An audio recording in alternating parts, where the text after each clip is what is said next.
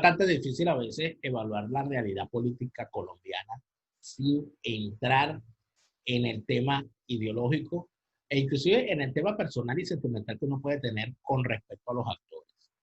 Yo tradicionalmente siempre veía, antes del chavismo, ¿sí? Cuando estuve, cuando decía ser socialdemócrata, que luego me di cuenta que nunca lo fui, sino que era un wannabe socialdemócrata, eh, uno tenía casi que el deber, como socialdemócrata wannabe, de sentir simpatías por el Partido Liberal. Pero a mí siempre me llamó la atención en Colombia y creo que es uno de los dos países, uno de los tres países que más he estudiado en mi carrera, en mi formación.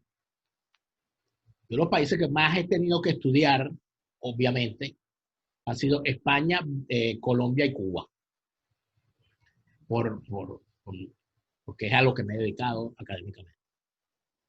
Y en el caso de Colombia hay una cosa particular y fundamental, que Colombia siempre está en el filo de la navaja entre la guerra y la legalidad. Colombia es un país lleno de juristas. Colombia es un país que sus constructores, sus fundadores, como República Independiente, luego del experimento de la República Colombiana Bolivariana, fue un país que no hicieron o no gobernaron generales. Fue gobernada por juristas. Inclusive juristas que eran militares y se despojaron del uniforme militar para ser simplemente estadistas o presidentes, como fue el caso de Santander. Pero así como tienen tantos juristas, siempre está al borde de estar en medio de una guerra. Entonces, ahorita, cuando estamos viendo lo que está ocurriendo con Uribe, uno se pregunta, Neymar, ¿estamos a las orillas de un conflicto por la figura de Uribe? ¿Va a terminar esto en un uribismo? Si a Uribe lo están acusando de ser el jefe político de las Autodefensas Unidas de Colombia, lo lógico sería que las Autodefensas Unidas de Colombia se lanzaran a la guerra contra el Estado, que tiene detenido a su líder, digo yo. O sea, eso de estar siempre Colombia como a las orillas del conflicto es algo constante en su historia.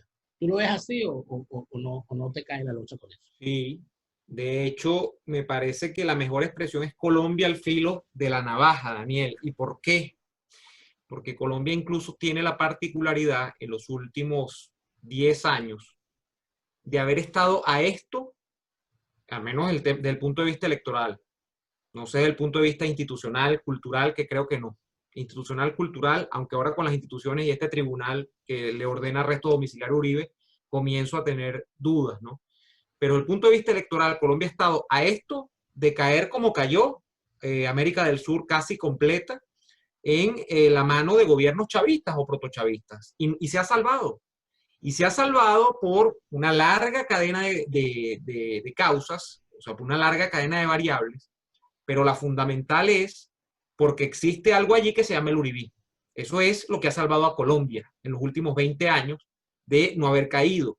Esa corriente mala o buena de vida política, de vida incluso cultural, de visión de la economía, ha llevado a que Colombia no caiga en eso. Y se ha salvado, en la última se salvó por nada.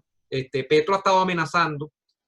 Yo creo que incluso hay gente que no sabe, el proceso de arresto domiciliario de Uribe tiene que ver con Iván Cepeda, que es un senador del Polo Democrático, que es el partido de Petro, de manera que todo esto se origina con base en un conflicto que monta el partido de Gustavo Petro en Colombia, ¿no? Y la alianza de la izquierda, esta que es esta izquierda también a medio camino entre lo legal y lo ilegal. Yo diría que más hacia lo ilegal que lo legal, ¿no?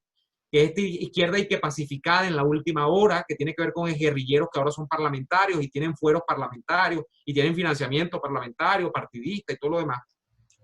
De manera que si tú analizas, Daniel, lo que ha ocurrido en Colombia en estos últimos años, ha sido como esa tentativa de que va a pasar algo y no pasa. Y el que no pasa tiene que ver mucho con que esté Uribe allí. Y más que Uribe, el uribismo, que es una forma de entender la política colombiana en los últimos 20 años, pero que si echas para atrás ya te explica muchas cosas, cuando no existía. y lo que pasó como establishment o como status quo en la política colombiana antes de que llegara Uribe. Eso lo cambió Uribe completo. Y ahora solo hay uribismo, para mí, Daniel, o antiuribismo. No hay más nada en Colombia. Uribismo y antiuribismo. Sin embargo, tú sabes que eso no es nuevo. Eso es eso también es una característica colombiana para cuando te aproximas a la historia. Y no necesariamente la historia contemporánea, porque si algo bueno tiene Colombia para el que la estudia, es que Colombia ha tenido el Partido Liberal y el Partido Conservador desde que es Colombia y ya está.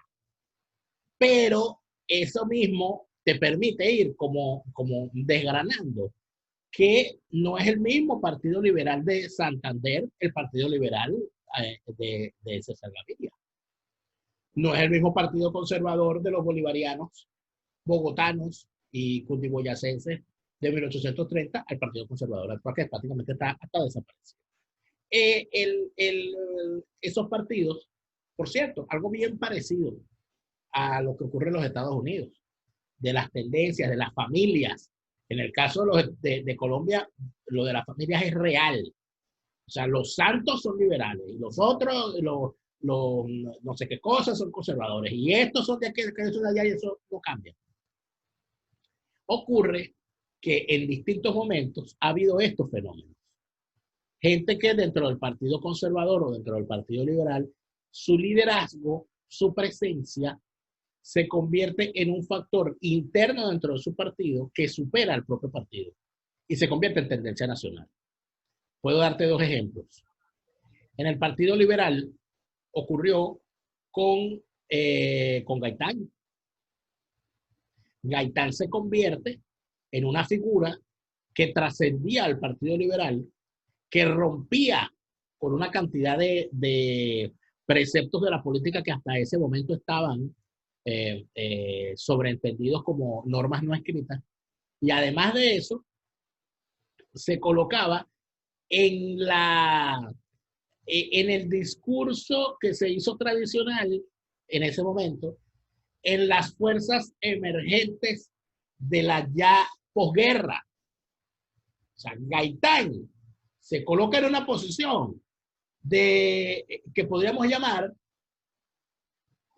dentro de lo que planteaban los partidos comunistas de la época, el Partido Comunista, a ir a la revolución burguesa por vías democráticas. En eso andaba Gaitán.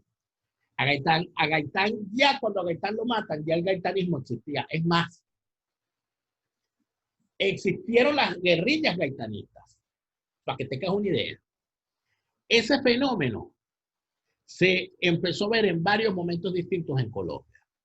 Se vio, por ejemplo, y es quizá el más reciente, previo a Uribe, que fue el fenómeno de Galán. El galanismo, claro. Carlos Galán y el nuevo liberalismo.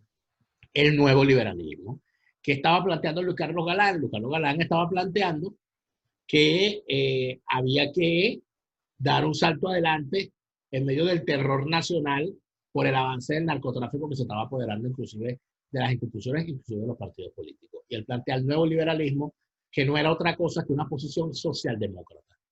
O sea, el nuevo liberalismo era un partido, era una posición socialdemócrata alineada a las nuevas, a las nuevas posiciones que los partidos socialdemócratas estaban tomando en aquel momento. Es decir, libertades económicas, tal y más cual, por lo que hizo Carlos Andrés Pérez en Venezuela.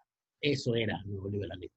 A Luis Carlos Galán lo matan como lo matan. Creo que lo de Luis Carlos Galán es una de las cosas más trágicas que ha ocurrido en la Colombia contemporánea. Yo creo que si el asesinato de Gaitán partió en dos a Colombia, el de Galán también. Porque para empezar acabó con un tipo que tenía un magnetismo personal.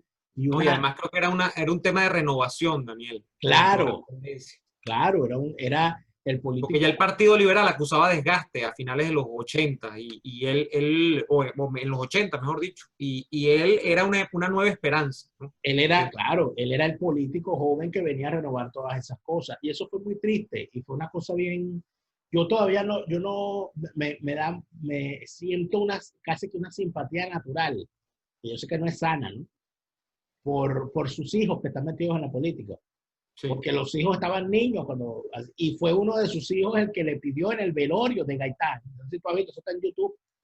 Uno de sus hijos fue el que le pidió en el velorio de Gaitán, porque estaba todo el mundo como, ¿y ahora qué vamos a hacer, Dios mío? A Gaviria, ¿no? Y fue uno de los hijos de Gaitán, que era Galán. de Galán, que era nombre de la familia, le pidió a Gaviria que asumiera algo que nadie quería asumir, porque era asumir una sentencia de muerte, que a Gaviria le fue suspendida como en 2 ocasiones. Eso se vivió también luego con Noemí Sanín, de forma menos fuerte, pero también se vivió. Y de alguna manera empezaron a haber otros movimientos. El tema de los caudillos en Venezuela, bueno, en Colombia no te creas. El tema de Harold Bedoya, que fue un jefe de las fuerzas militares que de alguna manera tenía una figura que se decía el general Bedoya, el tipo que puede... Pero eso lo trasciende, Daniel, eso lo trasciende hacia el nuevo milenio. Primero, el desgaste de los partidos políticos, esos dos que se alternaron el poder por décadas. Por cierto, se parece en la segunda mitad del siglo XX este proceso. Lo que pasa es que en Colombia hubo un proceso de violencia, que así se llama, la época de la violencia en Colombia, que desencadena una especie de pacto tácito entre las fuerzas liberales y conservadoras y que llevan a la alternancia entre estos dos, como era la alternancia en Adicopey en Venezuela, claro, sin la raigambre histórica que tenían los liberales y los conservadores en Colombia, que es mucho más larga, ya tú lo has dicho, data del siglo XIX, la de Adicopey. Pero ese desgaste, además en Colombia, tiene otro ítem que no era el desgaste propio que tenían los partidos en Venezuela, los partidos tradicionales, que es un problema no resuelto, que viene un caballero llamado Álvaro Uribe Vélez a resolver en el nuevo milenio, que es que nadie había podido atenazar el estado del terror. Mira, yo estaba hablando hace unos días, un par de días, con Vanessa Vallejo, la editora del Pan Am Post, ahora en el Ojo del Huracán también, colombiana. Y ella dice algo que es que nosotros lo comentábamos en la radio también en esta semana. Y ese algo es que el recuerdo que yo tengo, la marca que yo tengo de Colombia en los 90, es que Colombia era un país que estaba expulsando a la gente, pero casi que peor que lo que está Venezuela ahorita. Pero no era por los políticos, era porque la política no lograba resolver un estado terrorista en el que se había convertido el tema de las luchas de los narcos, el tema de la guerrilla, de los paramilitares. O sea, Colombia era un desastre donde mataban a la gente a 3 por locha todos los días. Sí. Eso se acaba hacia el nuevo milenio. ¿Y quién es el que lo logra? A través de una política que es la que ahora están tratando de llevar al banquillo. Que eso no es lo que se está enjuiciando. Están empezando por un tema de sobornos, de pago para forjar testimonios dentro de un caso que tiene que ver con el proceso del paramilitarismo en Colombia y todo lo demás donde se quiere imputar a Uribe. Pero es que el único, Daniel, que ha resuelto el problema parcialmente, al menos lo ha parchado en 60 años, 70 de existencia, se llama Álvaro Uribe Vélez. Vanessa me decía, o nos decía, porque fue una entrevista que le hice con Jovel Álvarez, Álvaro Uribe Vélez ni siquiera es que es el político más importante de los últimos 20 años en Colombia, es quizá el político más importante que tiene Colombia de su fundación. O sea, ella, más allá que sea uribista o no, es que tiene razón, Daniel. Ha venido a resolver ese problema y ha picado el país incluso en dos, al punto de que acabó con el establecimiento político partidista que existía, que era liberales y conservadores. Uribe viene de una familia liberal. Uribe viene de allí, pero Uribe fundó un movimiento, se lo robó Santos, logró trascender eso. Conozco pocos casos de un tipo que se sobreponga, que le roben un partido, monta otro y hace al otro presidente también. Es una fuerza de la naturaleza desencadenada, Álvaro Uribe. Claro, pero es que el problema es, Neomar, que hay que ver esto ya en su justa dimensión, cuando nos quedan ya pocos minutos. El problema es que no se puede ver a las personas sin ver, sin ver el contexto. ¿Okay? ¿Qué es Álvaro Uribe como constructo? Álvaro Uribe es un tipo, mira, yo recomiendo su biografía, su autobiografía. Álvaro Uribe es un tipo que vivió una situación muy dura a raíz del asesinato de su papá. Porque a su papá lo asesinan teniendo 30 años, estando recién casado, sus hijos chiquitos, su esposa embarazada. Inclusive creo que la esposa tuvo una pérdida a raíz del asunto. O sea, fue una cosa horrible para esa familia. Era el horror de la guerra. ¿Por qué? Porque era gente vinculada al tema agropecuario, gente acostumbrada a la labor de la tierra, al trabajo de la tierra, y contra ellos fue que se hizo la guerra de la guerrilla, porque eran los supuestos terratenientes, los latifundistas, el objetivo y todo aquello, y en realidad este era una gente que no era que era un señor sentado en el porche de su casa, viendo a los esclavos, cómo los latillaban para que trabajaran, ¿no? Esta era gente que trabaja la tierra. Eso quizás no lo entendemos mucho los venezolanos, porque nosotros no tenemos eso. Pero el hombre que trabaja la tierra, el ganadero, el agricultor colombiano, es un tipo que se está casado con su tierra. Es una cosa impresionante. Yo no sé si fue de Santo Domingo, uno de estos empresarios de allí de Medellín, de allí de Antioquia, que le preguntaron, él era un gran empresario, le preguntaron cuál era sus recomendaciones para, o sea, qué creía él que debía tener un colombiano para ser un buen empresario en estos tiempos.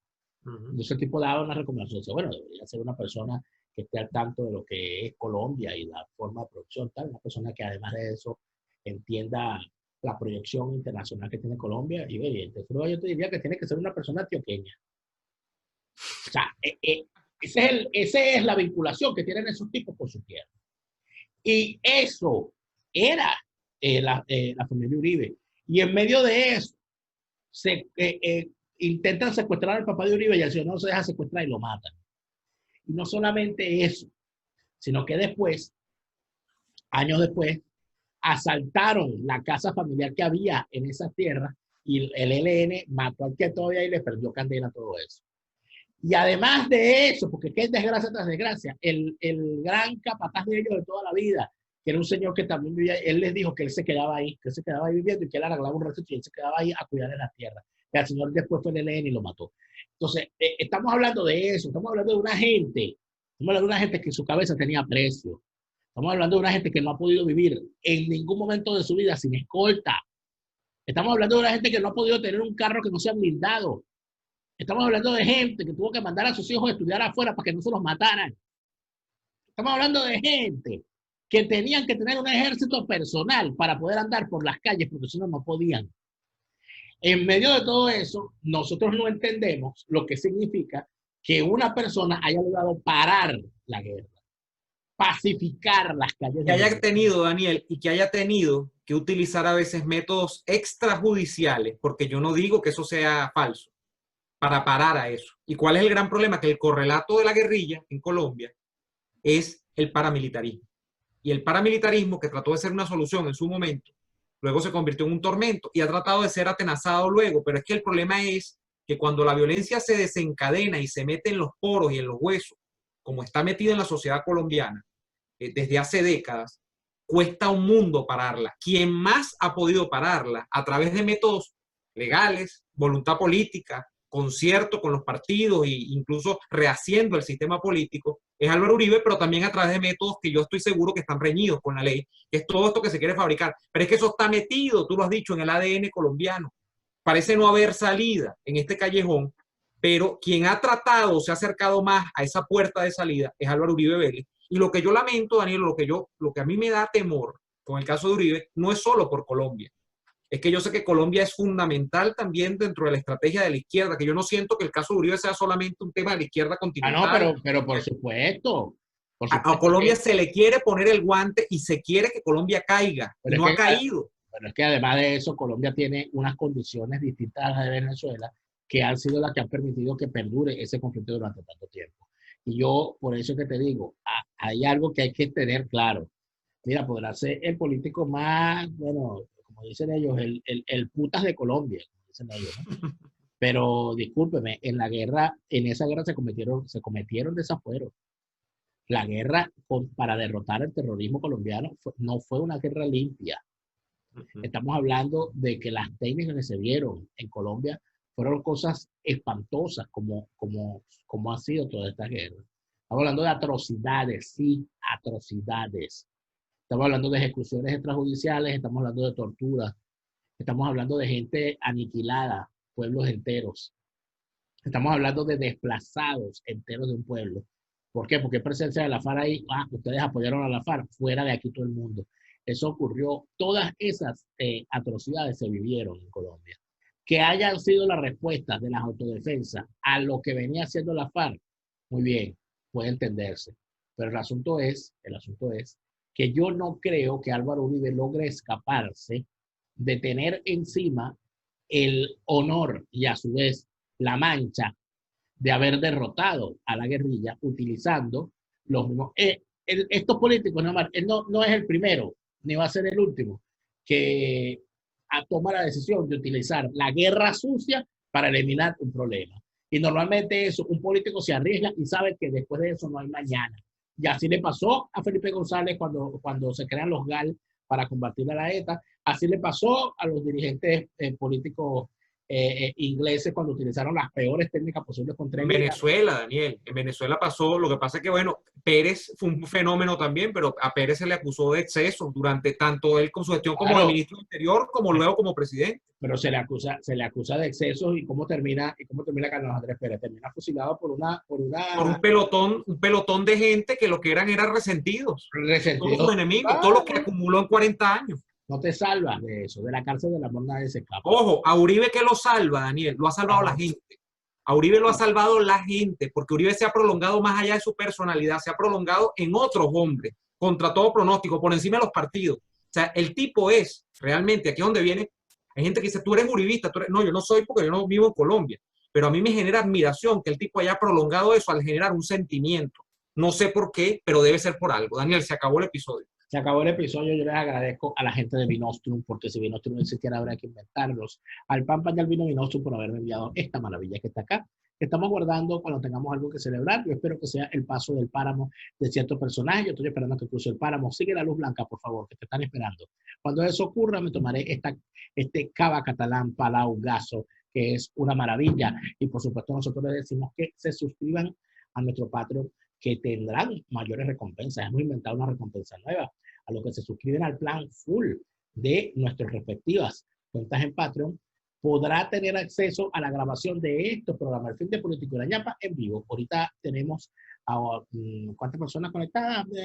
14 personas. 14 personas que le dijimos con tiempo para que estuvieran conectadas. Si usted se suscribe a nuestro Patreon, no solamente va a poder ver esto grabado, sino que lo va a ver en vivo con otras cámaras y todo lo demás, todas las cosas que hacemos previamente. Gracias a todos. Aquí abajo le dejamos el enlace para ir a la primera parte de esta conversación.